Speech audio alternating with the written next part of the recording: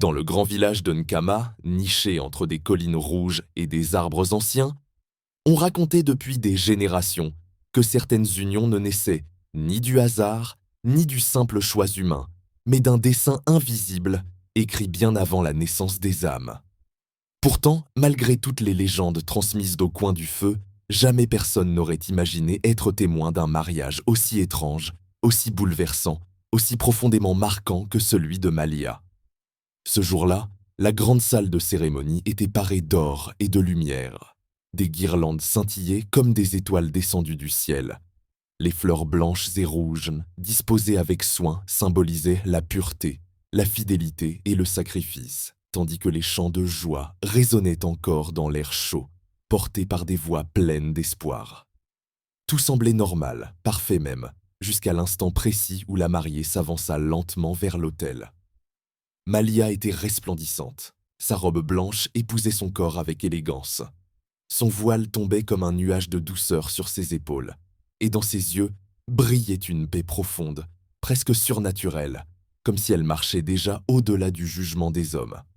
Mais face à elle, debout, avec une dignité troublante, se tenait son époux, un chien, grand, puissant, au pelage noir et feu luisant sous les lumières, vêtu d'un costume sombre parfaitement ajusté, un nœud papillon soigneusement noué autour du cou, le regard calme, attentif, presque humain, attendant sans trembler.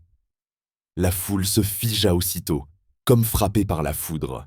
Des femmes portèrent leurs mains à leur bouche, des hommes reculèrent d'un pas, certains crièrent de stupeur, d'autres laissèrent tomber leurs bouquets, et les murmures se changèrent rapidement en jugements durs et précipités, parlant de folie, de malédiction, de honte et de sacrilège.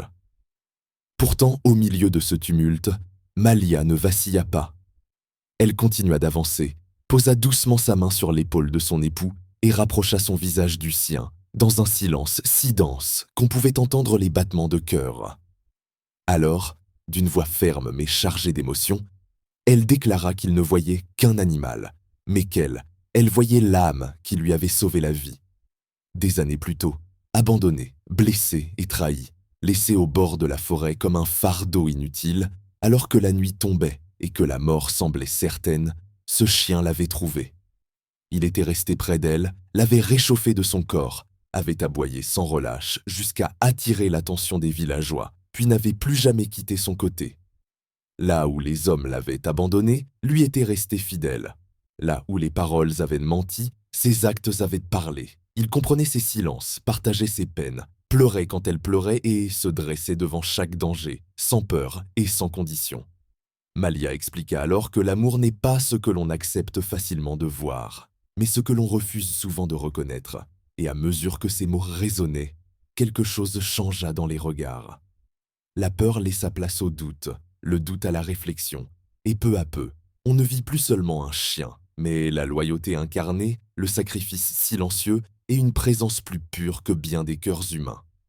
Lorsque les serments furent échangés, une paix étrange envahit la salle, comme si le temps lui-même s'était arrêté.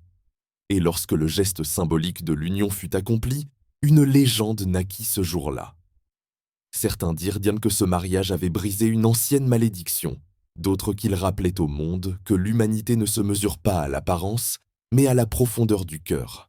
Et depuis ce jour, à Nkama, on enseigne aux enfants que celui qui aime avec fidélité, courage et sacrifice est plus humain que celui qui juge sans comprendre, faisant de ce mariage le souvenir éternel du jour où l'amour osa défier les apparences et révéla sa véritable nature.